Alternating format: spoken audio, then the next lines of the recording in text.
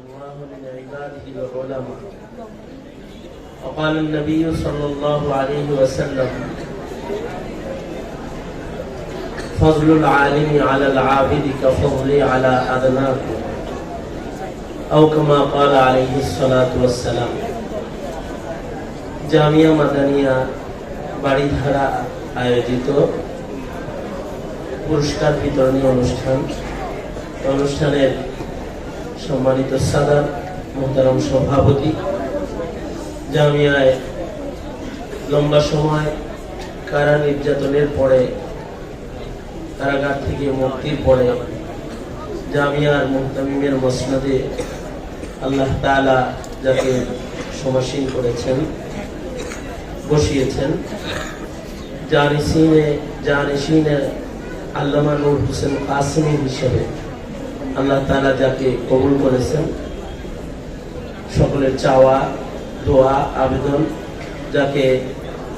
যার মসনদে পৌঁছে দিয়েছেন আজকের মাহফিলের প্রধান অতিথি হযরতুল আল্লামা মুফতি মনির হোসেন কাসেমী দাওয়াত বরকাতুহু, বহু প্রতীক্ষিত একজন বর্ষিয়ান মুহাদ্দিস, যার ছাত্ররা তার জন্য পাগল পাড়া, কারা নির্যাতিত মজলুম আলেমে দ্বীন হযরতুল আল্লামা মুফতি হাবিবুল্লাহ মাহমুদ কাসেমী দাওয়াত বরকাতুহু ছাত্রদের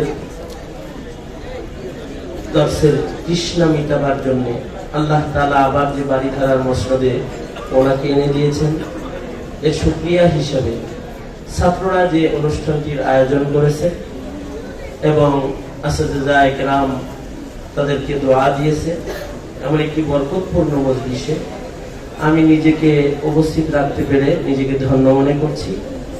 আল্লাহ তাআলা এই মোবারক মজলিসের হাজিরিকে কবুল করেন এবং এর থেকে আল্লাহ তাআলা ইবরত হাসিল করার, শিক্ষা গ্রহণ করার তৌফিক দান করেন। পৃথিবীর মাটির উপরে একটা কুদরতি নিসবত আল্লাহ পাকের পছন্দের, সেটা হলো ছাত্র ওস্তাদের নিসবত। এটি আল্লাহ পাকের বড় পছন্দের নিসবত। এই কারণে আল্লাহ তাআলা পৃথিবীর প্রথম মানুষকে শিক্ষক বানিয়েছেন আর পৃথিবীর প্রথম জন্ম নেওয়া মানুষদেরকে ছাত্র বানিয়েছেন। আদম আলাইহিস সালাতু ওয়াস সালাম পৃথিবীর প্রথম শিক্ষক হয়ে আগমন করেছিলেন এবং এই পৃথিবীতে পয়গম্বরদের ধারাবাহিকতায় লক্ষাধিক শিক্ষক মানব জাতিকে আদর্শ শিখাতে যারা আগমন করেছিলেন, তার সর্বশেষ আপনার আমার নবী মুহাম্মদুর রাসূলুল্লাহ সাল্লাল্লাহু আলাইহি ওয়াসাল্লাম, যিনি শিক্ষক হয়ে আবির্ভূত হয়েছিলেন। নবীজি বলেন, বুইসতু মুআল্লিমান, আমি শিক্ষক হিসেবে আবির্ভূত।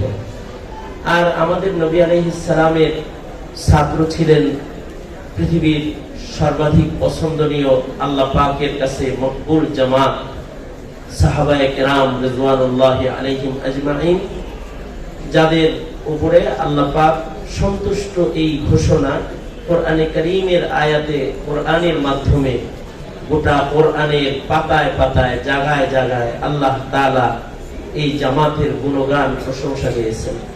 এবং এরা সবাই ছিল সফল শিক্ষকের সফল ছাত্র কাফেলা, সাহাবায়ে কেরাম রিজওয়ানুল্লাহি আলাইহিম আজমাইন। ওনারা কি শিখেছিলেন, অথবা নবী পয়গম্বর যারা শিক্ষক হয়ে এসেছিলেন তারা কি শিক্ষা দিয়েছিলেন? এখন তো শিক্ষার অভাব নাই, মানুষের মালুমাত এখন অনেক বেশি। এখন মানুষ সৌরজগৎ সম্পর্কে জানে, ভূতত্ত্ব জানে, সাগরের নিচে কি আছে তা মানুষ জানে। এখন মানুষের মালুমাত অনেক বেশি, মানুষের এখন সংখ্যাও অনেক বেশি, মানুষের সংখ্যা বেশি, মানুষের সম্পদের সংখ্যা এখন বেশি। মাটির নিচে লুকিয়ে থাকা সম্পদগুলোকে বের করে করে মানুষ ধনাঢ্য স্থান মসনদ দখল করার প্রতিযোগিতার মাঠে আছে। মানুষের কাছে এখন অস্ত্রের শক্তিও বেশি। এখন মহা শক্তিশালী অস্ত্র আবিষ্কৃত হয়েছে, যে অস্ত্রের দাপট আর অহংকারে যারা জুলুম অত্যাচার সারা দুনিয়ায় করে, তারা অস্ত্রের মাধ্যমে মানুষের উপরে জুলুম করে। অস্ত্র এখন বেশি। ধর্মীয় ভাবেও একটা সময় ছিল যখন হাফিজুল কোরআন খুব বেশি ছিল না, কম ছিল, সাহাবায়ে কেরামের জামাতের ভেতরেও হাফিজুল কোরআন যা ছিলেন তা হাতে করে গোনা যেত যে কারা কারা হাফিজুল কোরআন ছিলেন। একটা সময় ছিল যখন মুহাদ্দিস কয়জন ছিল সাহাবীদের ভেতরে, এটা গোনা যেত, হাতে গোনা যেত যে এতজন মুহাদ্দিস লক্ষ সাহাবীর ভেতরে মওজুদ আছে। সাহাবায়ে কেরামের ভেতরে কতজন মুফতি ছিল এটাও গোনা যেত যে এই কয়জন সাহাবায়ে কেরামের ভেতরে ফকিহ ছিলেন যাদেরকে জামাতে সাহাবা অনুসরণ করতেন।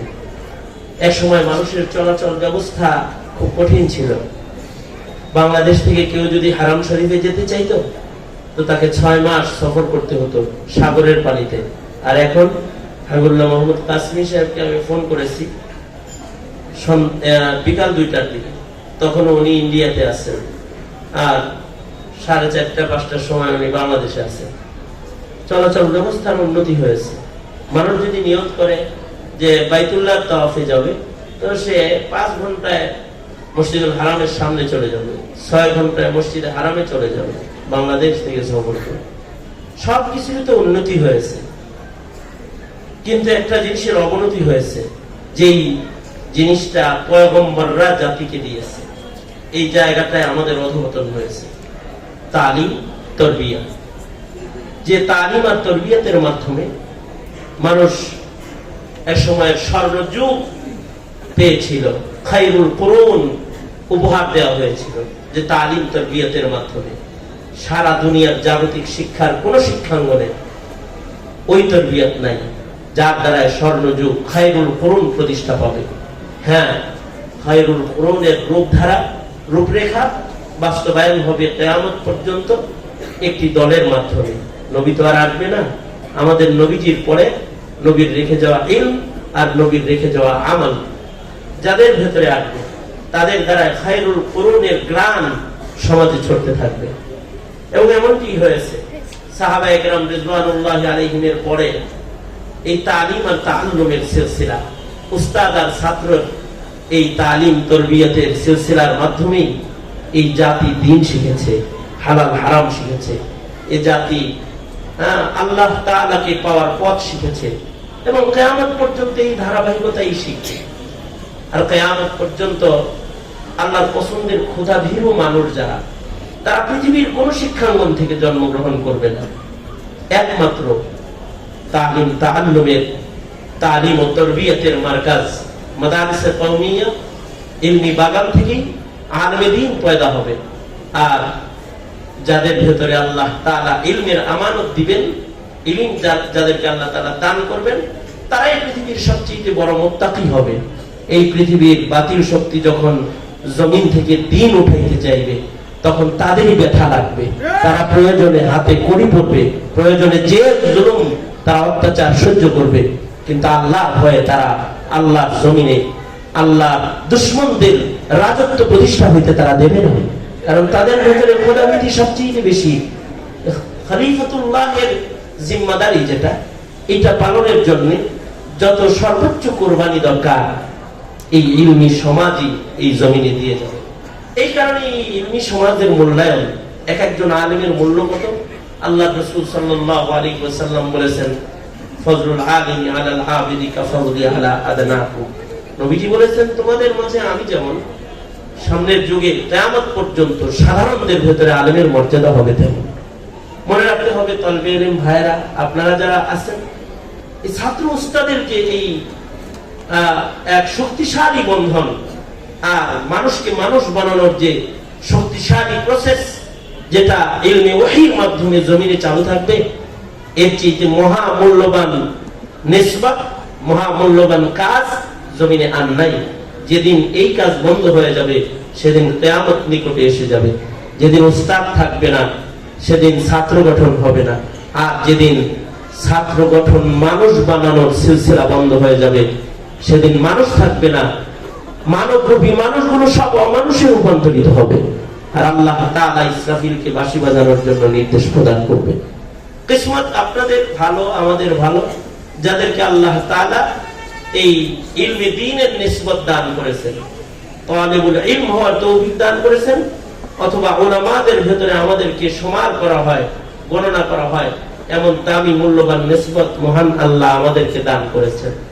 এটি আল্লাহ তাআলা যুগে যুগে আল্লাহর মনোনীতদেরকে দেন, যাকে আল্লাহ তাআলা পছন্দ করেন। আপনি মনে মনে ভাবতে পারেন আমি কি ইলমের নিসবত পাবো, আমি কি ওই উঁচু মাকাম পাবো? হতেও তো পারে যে আপনাকে আল্লাহ তাআলা নূর হোসেন কাসেমী রাহমাতুল্লাহ আলাইহির মাকাম দান করবে, আপনাকে আল্লাহ তাআলা ইমামে আজম আবু হানিফা রাহমাতুল্লাহ আলাইহির যোগ্য ছাত্রর মাকাম দান করবেন, আপনাকে আল্লাহ তাআলা মারিফত আর সুলুকের মেহনতকারী ওলি বুজুর্গদের যোগ্য স্থানে আল্লাহ তাআলা আপনাকে দিয়ে ওই শূন্য জায়গা পূরণ করবেন।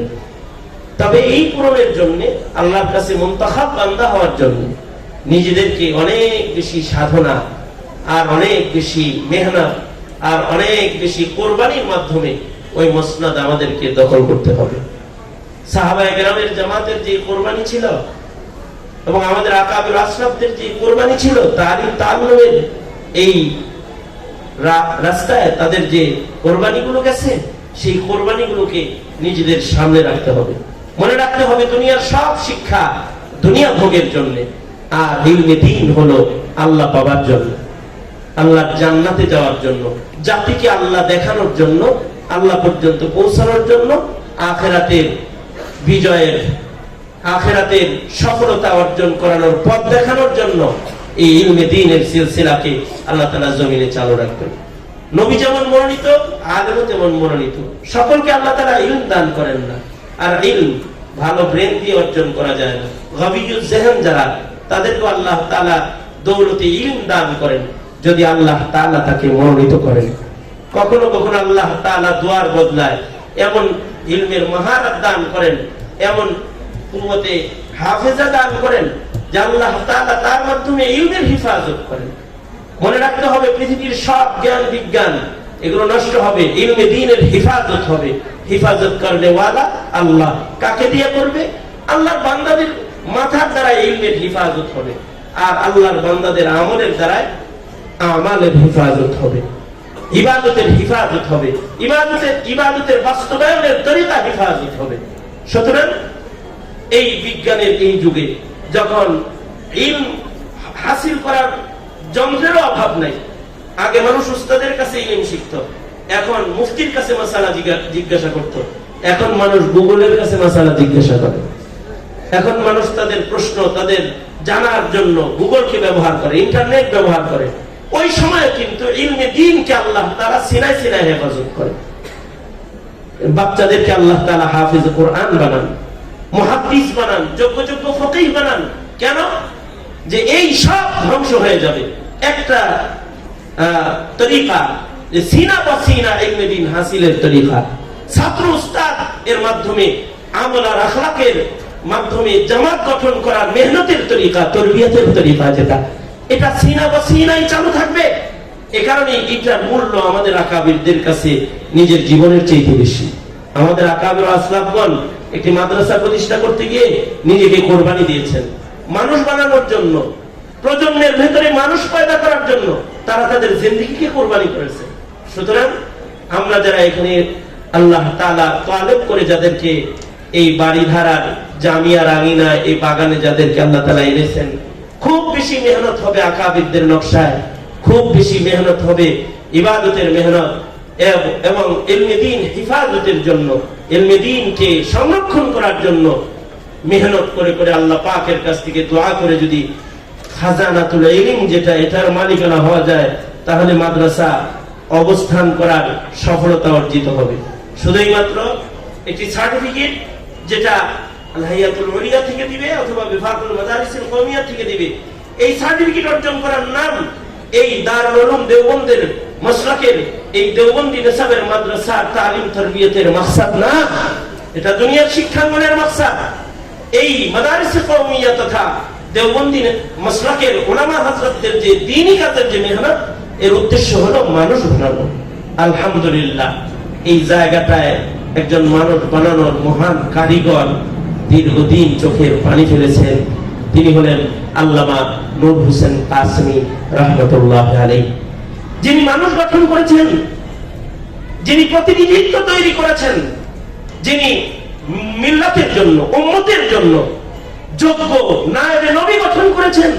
ওই একজন মানুষের কারণে এই জায়গা, এই মাকান কিয়ামত পর্যন্ত দামি হয়ে থাকবে আকাবিরদের নকশা হিসেবে, আকাবিরদের ইলম অন্বেষণ ও ইবাদতের জায়গা হিসেবে। আল্লাহ তাআলা এই মজমাকে কবুল করেন। আমি বাড়িধারা মাদ্রাসার মুহাদ্দিসিন হযরত, বড় ভাই এবং আসাতেজায়ে কেরাম যারা রয়েছেন, সকলের শুকরিয়া আদায় করি। বিশেষভাবে মুফতি হাবিবুল্লাহ মাহমুদ কাসেমী দাওয়াত বরকাতুহুম জেলখানায় প্রথম দিনে একসাথে ওনার আমার প্রবেশ। রমজান মাস, উনি ছিলেন ইমাম, আমি ছিলাম মুক্তাদি খাতমে তারাবি।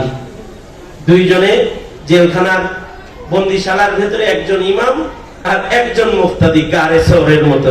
নবী আলাইহিস সালামের সাথে যেমন আবু বকর সিদ্দিক দুইজন, ওইরকম একটা জেলখানার সেলের ভেতরে হাবিবুল্লাহ মাহমুদ কাসেমী আর খালিদ সাইফুল্লাহ আইয়ুবী দুইজন। আল্লাহ তাআলা ওই এক মহব্বতের টানে আজকেও এখানে আমাকে ভালোবাসার এক টানে এখানে আসতে আমি বাধ্য হয়েছি। আমি শুকরিয়া আদায় করি। সকলকে আল্লাহ তাআলা খায়ের ও আফিয়াত দান করেন, সালামতি দান করেন। এবং ও স্বপ্ন দেখি যে আবার গর্জ উঠবে নূর হোসেন কাফের, নূর হোসেন কাসেমের কাফেলা। স্বপ্ন দেখি আবার গর্জ উঠবে আল্লামা জুনায়েদ ভবনগরীর কাফেলা।